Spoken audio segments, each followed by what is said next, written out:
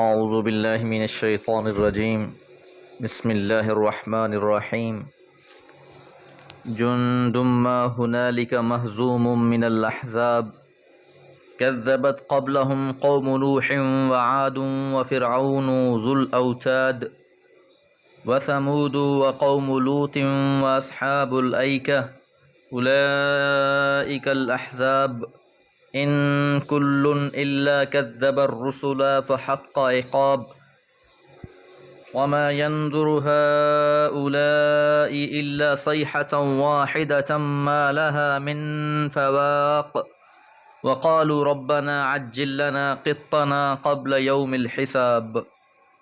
سورہ صاد آیات 11 سے 16۔ پچھلی آیات میں یہ بات جانی کہ وہ کہتے ہیں کہ کیا ہم میں سے اسی شخص پر قرآن کو نازل کیا جانا تھا۔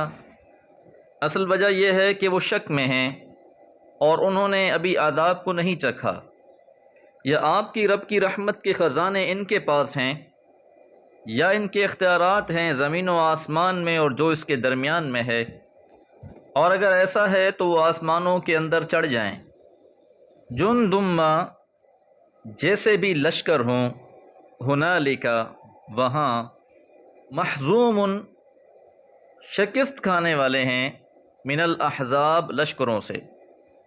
ہنالک سے اشارہ عذاب کی طرف ہے کہ جس کا تذکرہ آیت نمبر 8 میں گزرا، لما یذوقوا عذاب، تو ابھی انہوں نے عذاب چکھا نہیں ہے، اور اگر یہ تصدیق نہیں کریں گے، تکذیب پر ہی اڑے رہیں گے، تو پھر ایک ایسا عذاب آ جائے گا جس سے بڑا سا بڑا لشکر بھی شکست کھا جاتا ہے، اس کے سامنے کوئی ٹک نہیں سکتا، اس کے مقدر میں شکست حتمی ہے۔ کذبت، اب تاریخ سے کچھ مثالیں پیش کی جا رہی ہیں، جھٹلایا، قبلہم ان سے پہلے، یعنی اہل مکہ سے پہلے، قوم نوح، نوح علیہ السلام کی قوم نے بھی، وعاد، قوم عاد نے بھی، وفرعون، اور فرعون نے بھی، ذو الاوتاد، جو لشکروں والا تھا۔ اہل مکہ سے پہلے بھی بہت سی قوموں کی طرف اللہ تعالیٰ نے انبیاء مبعوث فرمائے، ان قوموں نے بھی تکذیب کی، انہوں نے بھی انبیاء کو جھٹلا دیا، جیسے قوم نوح ہے، قوم عاد ہے، فرعون اور اس کا لشکر ہے۔ اوتاد وطد کی جمع ہے، میخوں کے لیے استعمال ہوتا ہے، مقصود اس سے خیمے ہیں، اور بطور کنایا یہ بڑی فوجیں مراد لی گئی ہیں۔ جس طرح حضرت سلیمان علیہ السلام کی سخاوت کے لیے قدور الراسیات کا لفظ آیا تھا، بڑی بڑی دیگیں، اسی طرح فرعون کے پاس بھی ایک بہت بڑا لشکر تھا، ایک مضبوط آرمی تھی، لیکن جب اللہ تعالیٰ کی پکڑ آئی تو ان ساری جماعتوں کو، ان سارے گروہوں کو کوئی بھی نہیں بچا سکا۔ ان کی شان و عظمت، ان کی قوت و اختیارات ان کے کچھ کام نہ آئے۔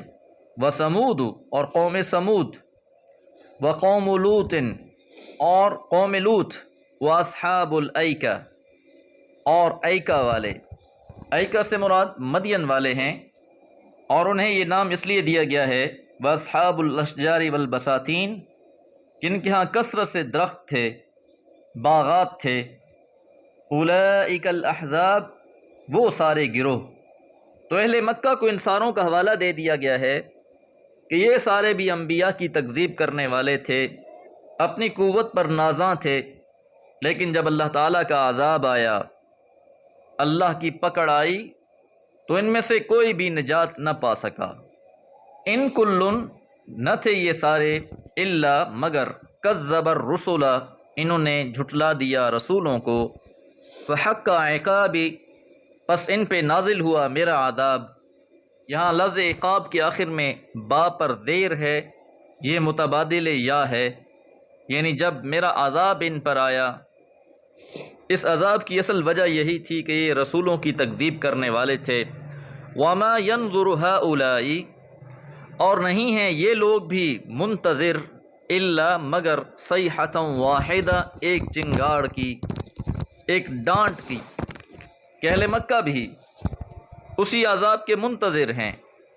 جس طرح پچھلی قوموں نے انبیاء کا انکار کیا، تکذیب کی، اور اپنے لیے عذاب کا مطالبہ کرتے رہے، تو اہل مکہ کی صورتحال بھی کچھ ایسی ہی ہے، یہ بھی اسی عذاب کے منتظر ہیں، ما لہا من فواق، جس کے بعد کوئی ڈھیل نہیں ہے، کہ جب اللہ تعالیٰ کی پکڑ آ جائے گی تو پھر مہلت نہیں ملے گی۔ تو پچھلی قومیں بھی عذاب کا مطالبہ کر رہی تھیں، جس طرح اہل مکہ عذاب کا مطالبہ کر رہے تھے۔ سورہ انفال میں بھی اس بات کا تذکرہ گزر چکا ہے، وَإِذْ قَالُوا اللَّهُمَّ إِنْ كَانَ هَذَا هُوَ الْحَقُّ مِنْ عِنْدِكَ فَأَمْطِرْ عَلَيْنَا حِجَارَةً مِنَ السَّمَاءِ أَوْ ائْتِنَا بِعَذَابٍ أَلِيمٍ، کہ جب انہوں نے کہا کہ اے اللہ اگر یہی حق ہو تیرے پاس سے تو ہم پر آسمان سے پتھر برسا دے یا دردناک عذاب ہم پر نازل کر دے۔ تو یہی قوموں کی روش رہی، انبیاء کی تصدیق کرنے کے بجائے، ان پر ایمان لانے کے بجائے الٹا ان سے عذاب کا مطالبہ کرنے لگتے۔ وقالو، اور انہوں نے کہا، ربنا، اے ہمارے رب، عجل لنا، جلدی کر دے ہمارے لیے، قطنا، ہمارا عذاب، قبل یوم الحساب، قیامت کے دن سے پہلے ہی۔ یہ ان کے تکبر کی ایک اور دلیل بھی ہے کہ یہ پیغمبر علیہ الصلوۃ والسلام کی تکذیب کے جوش میں یہاں تک کہہ گزرے کہ اے رب اگر یہ شخص اپنے دعوے میں سچا ہے، اگر ہم نے اس کی تکذیب کی تو ہم پر عذاب آ جائے گا، تو پھر اس عذاب کو ہم پر قیامت سے پہلے ہی آ جانا چاہیے تاکہ یہ بات ثابت ہو جائے کہ یہ سچا پیغمبر ہے۔ لفظ قطنا استعمال ہوا ہے۔ قط عربی میں حصے کو کہا جاتا ہے، نصیب کو کہا جاتا ہے، یعنی ہمارے نصیب کا جو عذاب ہے اسے دنیا میں ہی ہم پر مسلط کر دے۔ تو یہ وہ بدبخت لوگ تھے جو راہ ہدایت کو اختیار کرنے کے بجائے الٹا مطالبہ عذاب کرتے رہے، اور یہی روش پچھلی قوموں کی بھی تھی، اور ابو جہل نے بھی یہی بات کہی۔ دعا ہے اللہ تعالی ہمیں حق پر قائم و دائم رکھے، وما علیہ الا البلاغ۔